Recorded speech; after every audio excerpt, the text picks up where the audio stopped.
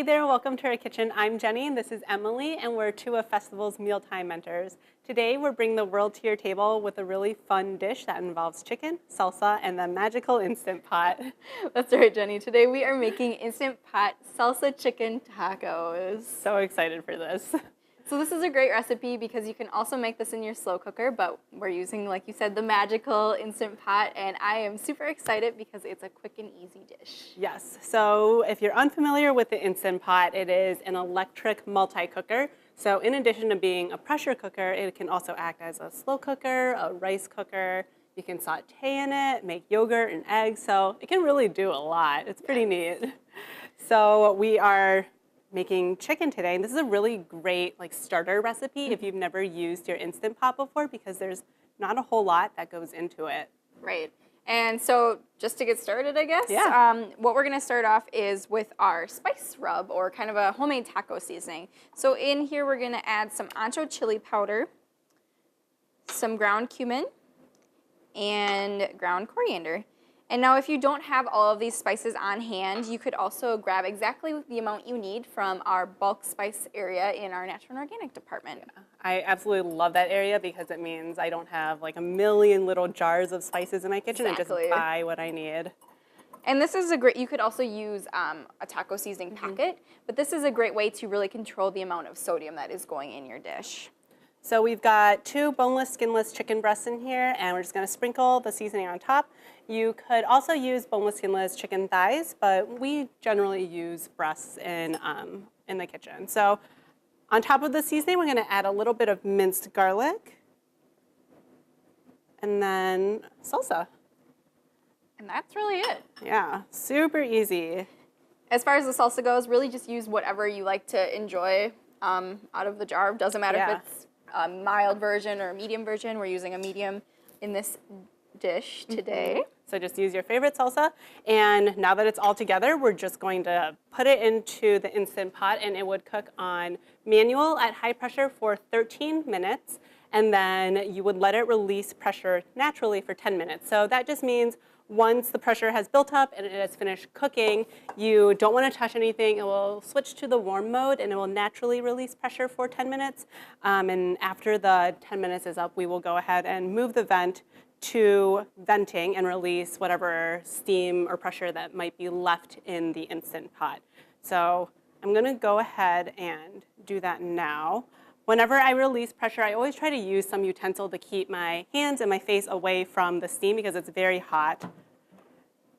All right. And then when I open it, I also want to make sure that it is being opened away from my face as well. These machines are pretty safe on their own, but it's always a good idea when you have a new electronic appliance to read the manual. Yeah. All right, so I'm going to go ahead and take the chicken out and put it on this cutting board, and I'm going to start shredding it with a fork. Ooh, it's so tender that it's falling apart right in there. So we mentioned earlier that you could also use this or make this recipe in a slow cooker, and I've actually done that before because I just recently purchased an Instant Pot and haven't had a chance to make this recipe at home. But if you would make this in a slow cooker, you could just follow the same instructions, but cook it in the slow cooker on low for about 5 to 6 hours or until the chicken shreds, just as it is now. Yeah, so super simple. And what you could make this recipe and turn it into a burrito bowl, or you could make a salad. Well, we're making tacos today, and I wanted to talk a little bit about the tortillas that we're serving them in. So we're using corn tortillas today. You could also use a whole wheat tortilla for a whole grain option. Corn tortillas are a natural whole grain option as well, and they're also gluten-free. But there's a little bit of prep work just to make them a little bit more pliable. So what we did was we actually microwaved a stack of corn tortillas wrapped into a damp Viva paper towel in the microwave for about 30 seconds. And they are nice and pliable. Yeah, and this way they won't break when you try to eat them. Yes. If you don't want to microwave them, you could also heat them up by putting them into a dry pan and just kind of heat it on medium heat for about 30 seconds on each side. Or place it on a baking sheet, wrap it in foil, and bake at 350 for about 10 to 15 minutes. And that will also get them nice and soft as well.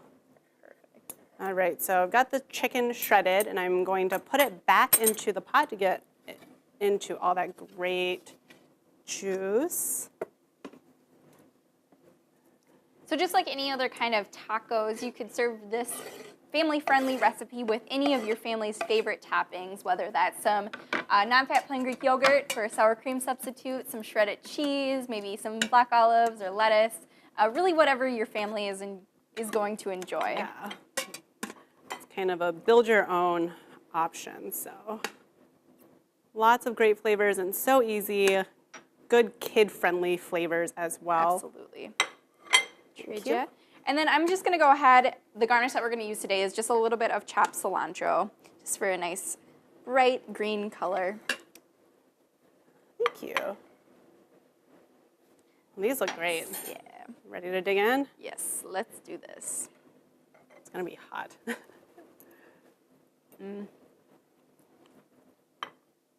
So easy, but so many flavors going on. And super, super tender, and that took basically no time. So we hope you give this easy salsa chicken recipe a try. And for more recipes and resources from your mealtime mentors, visit fastfoods.com.